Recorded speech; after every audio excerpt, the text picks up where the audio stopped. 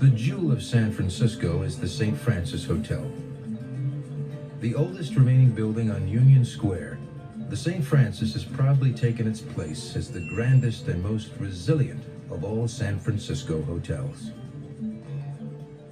Entering the lobby today, visitors find the same ornate balcony and marble columns that stood guard during the great earthquake of 1906. Welcome back to Travels with Carl, my friends.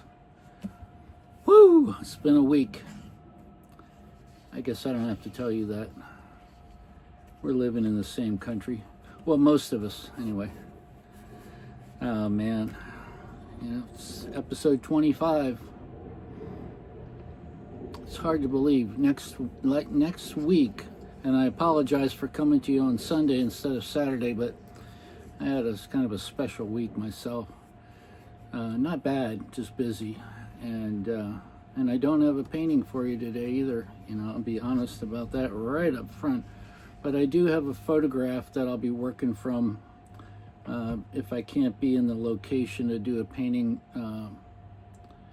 I usually work from photographs or memories. Now, if you can hear the wind outside of Carl, but it's windy out there, and I've got the vents open because it is just glorious up here in the Pacific Northwest. Getting 50 degrees days now. The plants have got buds on them.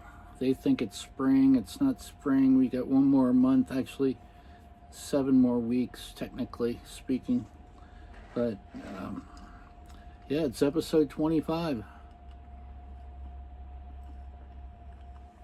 Which finds me still in the Bay Area, but leaving Kaiser, Oakland, and moving on up to the west side. I think I alluded to the fact that leaving the Sheraton Moana Surfrider and going to work at Kaiser, Oakland was like a real kick in the nuts, man. I mean, it's different worlds, you know what I'm saying? The posh hotel set that I like to be involved in, not because I'm posh, I just rather be around them. They're having more fun, they got more money, and I like the historic hotels, and they're never cheap. And I like the style and the grace and the elegance that comes with it. Well, anyway, this job is a story of redemption. I think I told you when I got back to the Bay Area, unemployment was 10%. It was 1991. Well, let me stop there for a second, because if you're new to the channel, I want to make sure I explain what Travels with Carl is. This is Carl. Carl's my 31-foot long Alumilite motorhome, packing a Chevy 454 motor. And he's a beast. Hold on one second. All right, I'm back. I'm sorry, man. My phone's just been popping off the hook. So yeah, Travels with Carl. It's a weekly YouTube, and it's about Carl, my motorhome, and me, and it's about travel, but it's largely about art. I'm a lifelong artist. I have a BFA in film and video, excuse me, and a master's degree in printmaking. Philadelphia College of Art, California College of Arts and Crafts, University of Hawaii, and last but maybe least, Pacific Northwest College of Art, Panaca. And yeah, I just finished that like 3-4 years ago. 3.91 GPA, baby. Got my MFA, which I've alluded to in my earlier episodes. Especially the one when I talked about UH. Anyway, so I was saying before I was so politely interrupted, Travels with Carl is about travel and me and Carl, and is it like a travel channel? Only it's kind of a spoof a little bit slightly on travel channels, but it's also I think the most unique YouTube idea that I've ever come up with, and I've never seen anything quite like it. But it's going to take a year to do this project. Every week is a different episode and a different job that I've worked throughout my lifetime to survive as an artist, which is a bitch. You know, if you're a dancer, a painter, a writer, a musician, a singer, ceramicist, you name it, it's hard, especially if you want to get into the Super Bowl. I'm not talking about,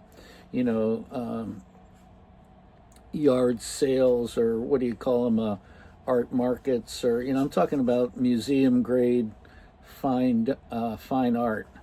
And so I call that the Super Bowl, or the World Series in the art world.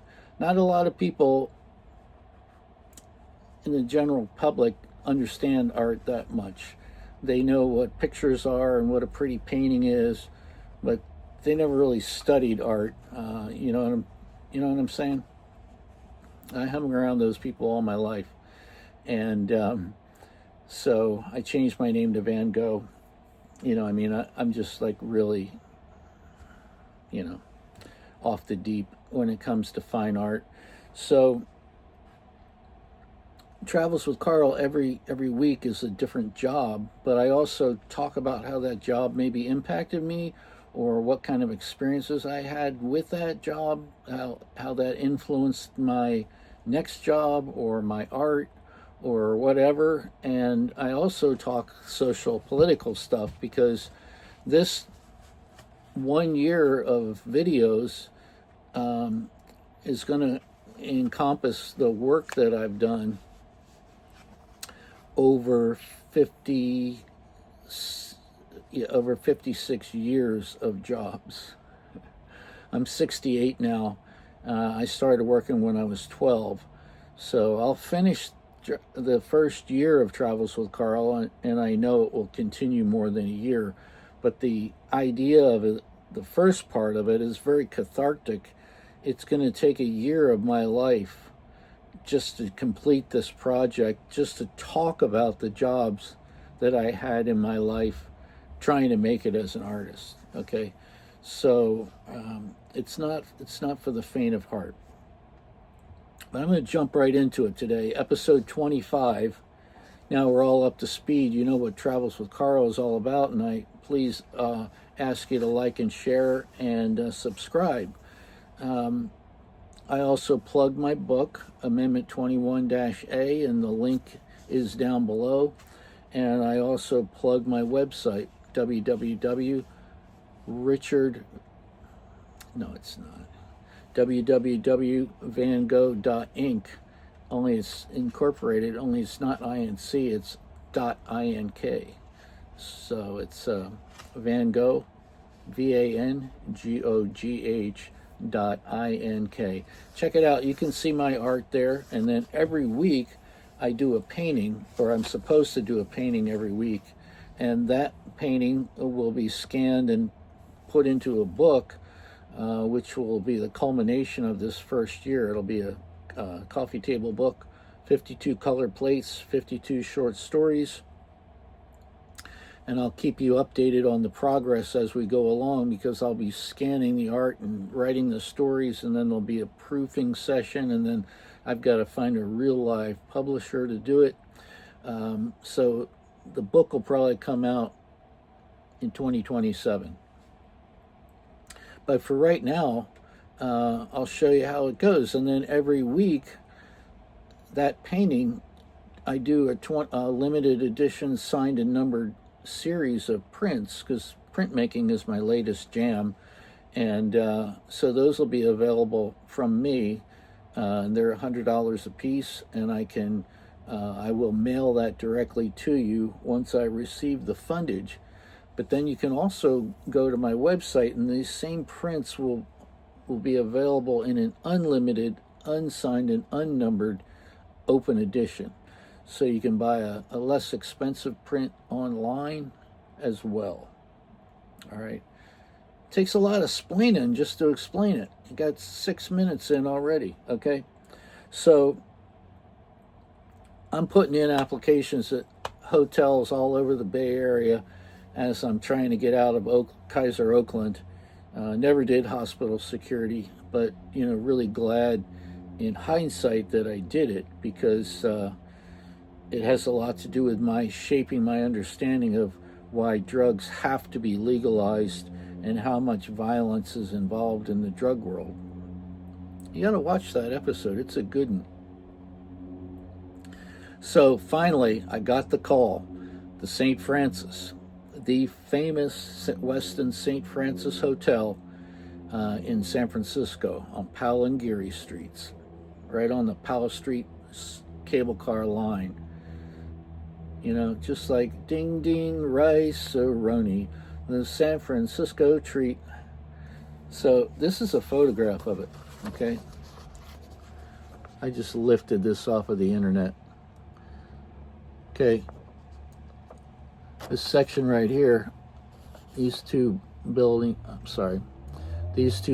right here was the original hotel. In 1904 that was built. 1906 was the great earthquake, and they withstood the quake, but they burned. When the city burned, they burned with it.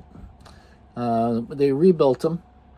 Then a year later, or took them till 1907, I think, to reopen, and then they built this building as well, and then they built this building, and then in 1972 they put a 32-story tower building behind them, which is all connected on the giant lobby. This area down here is Union Square, and it's a famous hotel. It really is probably, well, it was the most famous hotel and the most luxurious hotel west of the Mississippi when it was built. So there was a lot of old money in the Bay Area, and they all hung out there. All kinds of celebrities and radio stars and musicians, and President Ford there was an attempt on his life on the Post Street doors, and I think, it was all kinds of good and bad stuff happened there. A queen and another president, maybe Reagan, I think, stayed there simultaneously. So I had to get a Secret Service clearance to work there, and I had to have an Interpol background investigation done and everything. But now check this out. The night that the night that I started, this was in April or May, actually it was probably May 1st. April 29th, 1992, you know what happened there, right? That was the night that the LA riots started, which went on for 6 days. 63 people died. 2,383 people were injured. I just took some notes. 12,000 were arrested. And so that night, I was working a graveyard shift, my first night, right? And I had to work graveyard shift for like 3 months, I think, before I finally got on the swing shift, which is my favorite. I'll never work graveyard again, but I've had to do it a number of times. Pretty much every time I start a new job that has anything to do with security, you can pretty much count on the fact that you're going to be going onto the graveyard. So the LA riots, and the sentiment and the anger over these 4 police, 3 cops, I think it was 5 cops altogether that were involved in it. They were all exonerated after nearly beating him to death and then handcuffing him and arresting him. There were 2 other passengers in the car which were also arrested but weren't beaten like Rodney was. That happened in April, but when the cops went on trial for police brutality, because luckily somebody had a camera, a person that lived across the street was running a video camera, and back in 92, not that many people had them, right? It wasn't like everybody had a cell phone. So luckily they got those cops on tape But the riots that happened were bad, especially in LA, but it spilled over into the Bay Area. And I can't remember how many days it went on for. I think it was just one or two nights. But they declared a curfew, or I guess it wasn't quite martial law, but it was a curfew. Maybe it was on martial law. But unless you weren't allowed to be out on the street unless you were going to or coming from work, or maybe school too. I forget what the other exception was. But the bottom line is, I knew I was going to have to catch a cab from Oakland over the Bay Bridge if I could find a cabbie that was willing to do it, because I know they were tearing up Market Street. And so I walked to the Rockridge BART station, and they'd shut down BART too. So because that's how I would have gotten to work. But I caught a cab, and I asked the cab driver, "Do you know what's going on over there, man?" And he goes, "Yeah, it's they're a little bit of the riot from Rodney King." I go, "Yeah, that's right." And I go, "I'm going to work, and so it's legit. You're allowed to drive me if you want to do it, but I won't hold it against you if you don't want to." I did it for a flat rate. Took me over for $20. So the cab pulls right up in front of the St. Francis Hotel, and I get out, and my boss and one of his supervisors were standing there at 11 p.m. waiting for me on the front steps. And I walked up the stairs, and they said, Bill Agliero was the chief of security, the director of security. He goes, "I guess I don't have to worry about you making it to work, do I?" And we all laughed like, "No." I said, "Bill, if you knew the job that I just did for a year, this is just another day in the life." And he goes, "All right, let's go inside." And he goes, "They fucked up the whole perimeter of the hotel, and they took baseball bats and smashed in all of our storefronts." We had like Bang & Olufsen and Taylor's and different shops that went all the way around the St. Francis, because it takes up a whole city block. And we go inside and lock the front doors, which was a weird thing. I mean, we had the revolving door was still open, but we locked every other door. All the perimeters was secured, and the guests could only go in and out through the front door. And they had, wristbands on, and it was some crazy shit. And before we go inside, Bill goes, "Hey, grab that duffel bag, would you, and take that up to the office." I go, "What is it?" He goes, "Shotguns and shells." I said, "Oh, fuck." So I ran that up to the security office, which was on the third floor, and then went back and hung out with them for a little. And Bill went home, and I worked that night with Kevin and another guy. A couple other people were working that night, I forget. But that was my first night at the St. Francis. Okay. Which was nothing like the rest of my nights at the St. Francis, except for maybe New Year's Eve. That's the only thing that comes close to it.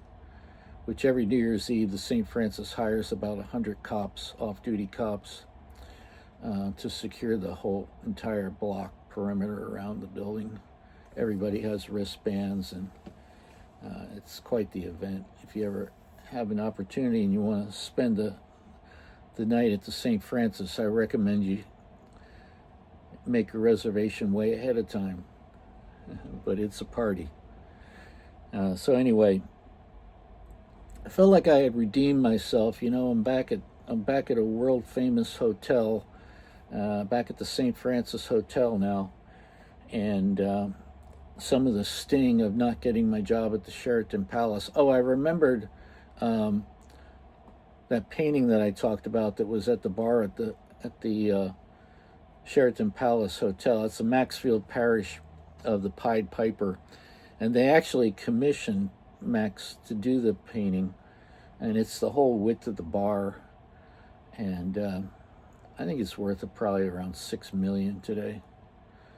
You know, it's a nice piece. If you're ever in San Francisco, check it out. It'll always be there. They took it down once for cleaning and during the renovation, and people were just outraged. They were afraid it wasn't going to come back. And it's kind of insane to have a $6 million painting in a bar, but it's behind the bar, you know, so it's got a little distance between it and the customers. I don't think anybody's ever going to throw a beer on it, but it's possible. But some of the stuff that I got to do and see at the St. Francis was just, you know, it's just fantastic. I mean, the clip that I showed at the beginning of the introduction of this episode, if you go on YouTube and you look, just put in Westin St. Francis Hotel, and a bunch of documentaries will come up. This one is actually put out by the Westin St. Francis, but you can see some of the people that I worked there. One of the bellmen was still there when I worked there, who talks about how they used to take people when they checked out and take them wherever they were going next. To, you know, if they were going in the Bay Area, they'd take their luggage with them and see them off to wherever they were going. And you know, I one of my most outrageous events was the King of Saudi Arabia, I should say the King's wife, was going to have a surgery, and the best place in the world to have that particular surgery was at San Francisco General Hospital. So they booked a few rooms. In fact, they booked the entire 6th floor, which was 75 rooms, half of the 7th floor, and half of the 5th floor. So altogether, they had about 140 rooms, I think. They installed more video surveillance cameras on those floors than we had in the entire hotel. And it was pretty amazing. They stayed there for 6 weeks so she could recover and from the surgery. So they brought their own culinary department. They brought their own housekeepers because they didn't want anybody else. Nobody else was allowed on those floors. I mean, except for us. And you know, it was pretty crazy. We had to have people in the elevators, so they had their own private elevator, and make sure that nobody else that rode the regular elevators got off on any of those floors. And they had armed guards, you know, with automatic weapons and everything, which generally we don't allow in the hotel, or at least the Westin did not allow inside the hotel. We were all unarmed, or we were supposed to be. Not everybody was unarmed. Some of the people I worked with were still packing. But that was the most outrageous event. Really good times, really fun. And I got to have a lot of really good food. Because like they would cook way too much food, and a lot of lamb. I had like 6 weeks of lamb. Delicious food, you know, because they were just... Money is no object, right? And that was one of the, besides from the Moana and Mrs. Osano, who, you know, like I said, she had her own suite there, and she was worth about $6 billion at the time. I don't know what the royal family of Saudi Arabia was worth at the time, but, you know, it was... I'm sure way more than that, but it was a really interesting thing about experiencing that unlimited wealth kind of thing. I was still drinking at the time, had some invitations from their security department for me to join. I think it was Vance Security was the company, and I'm like, nah, I'm going to pass on that. Thank you, though, because You can't even drink in Saudi Arabia, and I knew that, if I tried to hook up with any Saudi women, I don't know what they would do to me for that, but I'm sure it wouldn't be good um, for me or for the woman. You know what I'm saying? It's a fucked up country, man. It really is. I mean, beautiful people, beautiful country, but the politics is fucked up. Just like the United States, we're fucked. We're totally fucked up now. We're the laughing stock of the world. How does that feel? Fucked up. I'll tell you, that's how it feels. But I think we're going to smoke them in this next coming election. Hopefully, we'll have enough to take over the House and the Senate, and then we can start arresting people, and would not lose a minute's sleep to see Trump go to jail, see him in the big house. What's happening in Minneapolis it's just obscene. I think, I've experienced police brutality. I did tell you that I was beat up by the Philadelphia cops. The first time I ever got stitches in my life was from having 3 cops jump me and beat me with nightsticks. Kind of like they're doing in Minneapolis. Like I said, I thought for a split second about grabbing that one cop's gun and just shooting him right in the face. While he's beating me, he's not even paying attention. You could carry any kind of gun you wanted back then in Philadelphia, and he had like a Dirty Harry 44 Magnum.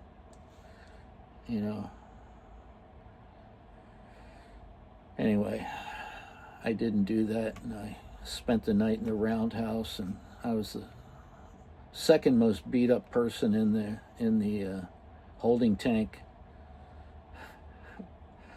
Nobody fucked with me. I think they all realized I've been fucked with enough. People smoking weed in there. It's just fucking Philadelphia, man. Anyway, I digress. So, I worked at the St. Francis until I had the opportunity to transfer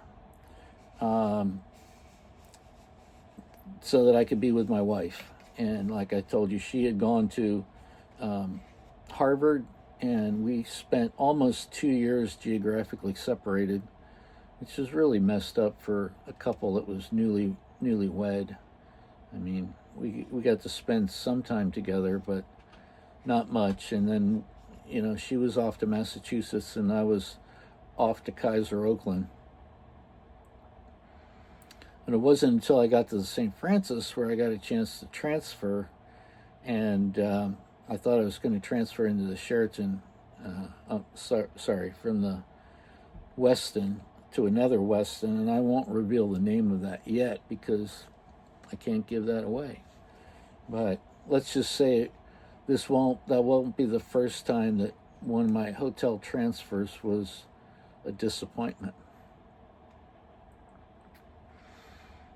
We're at 25 minutes and change. Plus, I did that other first little episode before I got the phone call. So I should probably go. And I just want to say thanks again for watching Travels with Carl. I really think this thing is going to blow up. It's not blowing up yet, and I need some help. Shout out to Kristen Wilson, Traveling with Kristen. My main man, Joseph Marsh, Farmer for Fun, over in Portugal. Katie Fang for her fabulous YouTube channel, and my favorite, Joanna Coles. Just love Inside Trump's Head. Man, that is a fucking great, she is a great interviewer and a really smart woman. Man, I love watching that. And it's kind of got a lot of history.